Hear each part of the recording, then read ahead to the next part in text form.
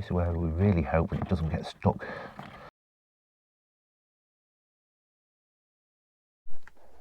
So, in typical boat wants to screw you fashion, I have my drain snake stuck. Hi everyone, welcome back.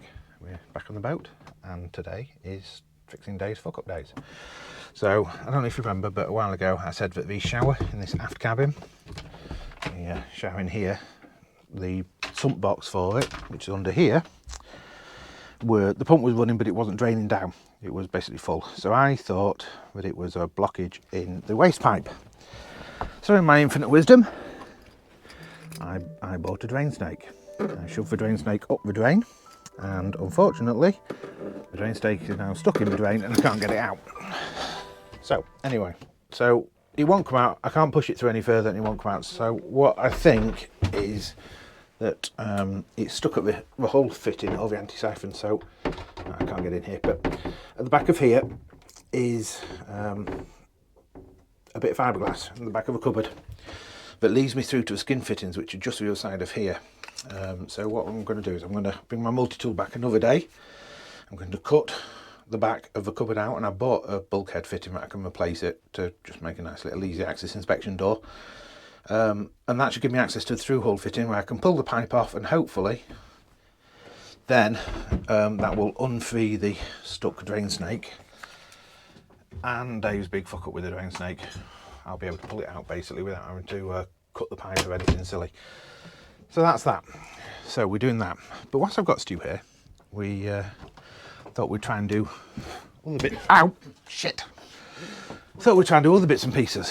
So obviously the water tank sensor that I mentioned before doesn't work, and I've bought a Gobius, whatever it is, one to replace it. Now the issue is that the senders that come with it, these things, need to connect to that box. That box then uses a Cat5 Ethernet cable to connect to the control panel. Now what I really want to do is put the control panel up here so that it replaces the existing one with the little VU meter thing and the push button. So to do that, it means I've got to run a Cat5 cable from there all the way down to there to plug into that little grey box. So Stu is busy trying to work out how we route, careful because that is 240, how we can route a cable down that corner all the way down somewhere here with these puller rods. The next issue we have is that the Gobius box needs a 12 volt live and a 12 volt negative. There's no 12 volt down there, it's only 240. So we've had to do a bit of deciphering of the wiring loom of the boat. Now, the old sender here receives a negative, a black, and a blue and yellow, which is live, or the send thing, and the black is a negative. So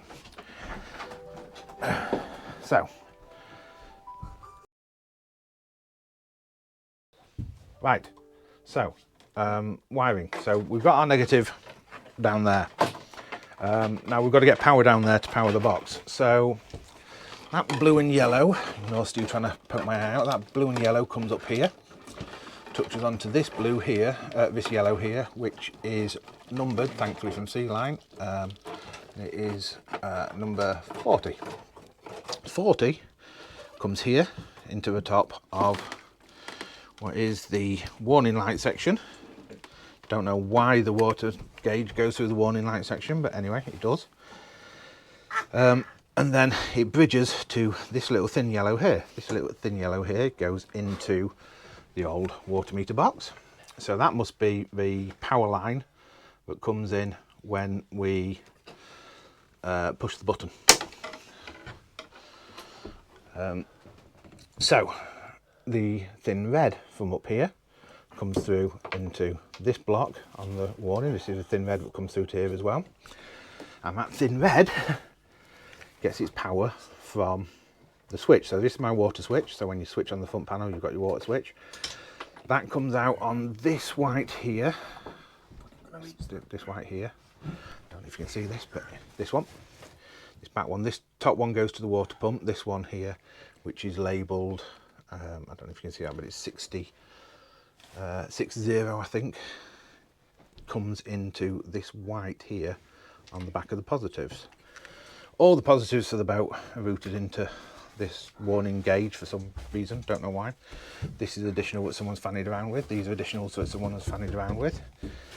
And that's the main feed in from the batteries, the one at the back. But these three on top are additionals that someone's put. And there's another additional there, but I don't even know what that one's for because it doesn't appear to have ever been connected. But anyway, so we've got our power coming in. So this is our live. So my plan is that I'm going to take this yellow and I'm going to stick a spade connector on this yellow. And I'm going to disconnect that white, this white here from the back of our water switch. I'm going to put that yellow straight to the back of the water switch. So, because we don't really need it going through this panel. So what that does is that now makes that blue and yellow line here live, because this yellow will be getting power as soon as that switch is flicked. Which means that I will then have a live blue and yellow down there and my black negative, which I can then hook into the Gobius, whatever it is, box to give it power to there. So when I flick my water pump on, I also power up that sensor. The Cat 5 cable then runs, if Stu's lucky, up here, under here in the corner, up, around and across. We bring it out here. This panel I remove. I put the Gobius panel there, and then all I have to do is push the button there for my water tank to work. So hopefully reuse existing wiring gives me my power and my negative, and just removing this box gives me where I'm going to put my new panel. Now the negative that comes off of here just goes into here, this one there. So the negative that comes off the water pump goes into a negative there. As far as I can tell, it's not needed for anything. There's no return gauges or anything. So actually by bypassing that entirely and putting the yellow live to the switch, we're just effectively cutting this box out, so I can then remove this box to make way for me to stick the thing, because this box is just not working anymore. So yeah, so that's what we're at the moment. Obviously Stu's getting stuck in the deepest, darkest depths of the boat, trying to feed wires through. And whilst he's doing that, what I'm doing is taking my bottle of water. Are you through? I'm through. Oh, there you go then. We have a cable through. So, so as he's doing that, I am enjoying the warmth up here, and I've got this panel out. So I'm going to replace all the bulbs and the screen on this gauge, so that all my screens work and my bulbs work on the other side. Obviously I did this side previously. I've also pulled out this so I can see to my C-Talk NG network, because I need to trace what is wired into that network. I can see three things. I'm assuming one is my speed and depth transducer, one is that, and the other one is the AIS. Obviously I've got some new Raymarine kit, so I need access to that. I'm also going to get this removed, because then I can, while Stu's at it, we can pull some more power wires through, so I can put my phone charger thing there. So first job first, while Stu is rummaging around, is I'm going to sort all these gauges out. I'm not going to show you it, you've seen it before, but I'm just going to quickly do that and then get all this put back together and we should be good. So pulling the wires through, we managed to get Stu managed to get the rod through. I need to come back another day with a longer Ethernet cable, because I didn't bring a long enough Ethernet cable. But now we've got the power sorted for down there, and we've got the rods through. Next time I come up, I'll just be finalising that fitting. In the meantime, I've finished putting the new bulbs and the new screen in there. So this now actually has an engine hour meter, which reads 6917 or 691.7, which exactly ties up to the port engine. So I've got working hour gauges for both engines now. Now what I've also done is removed the crappy Sony stereo controller, and I've got my scan strut charger that is going to go here. Now, I was going to put it that way, but when I tried it with my actual phone, it would have to go too big.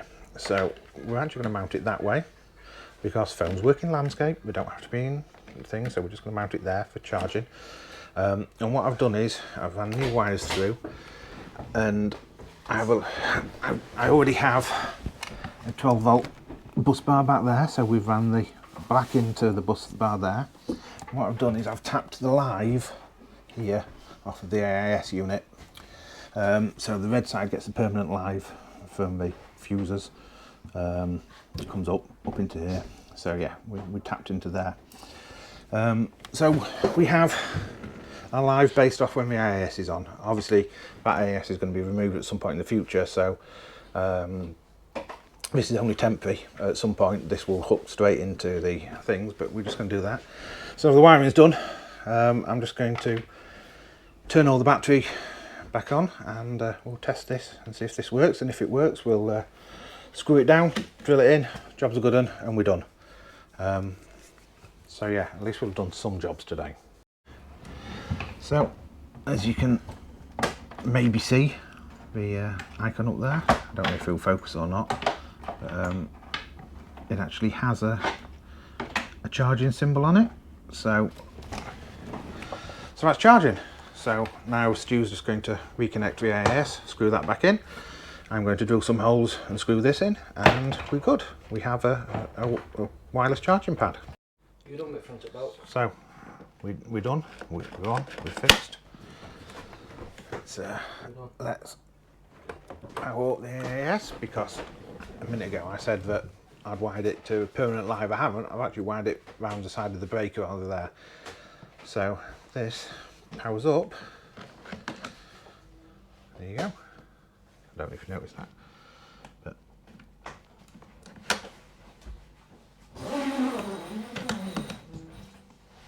there we go. So yeah, it charges. Perfect. So that's removed the dodgy Sony stereo controls that no longer exist. So 2 jobs not done, 1 job done, 1 unexpected job done. And we'll finish the other stuff next time. Take care. See you all later.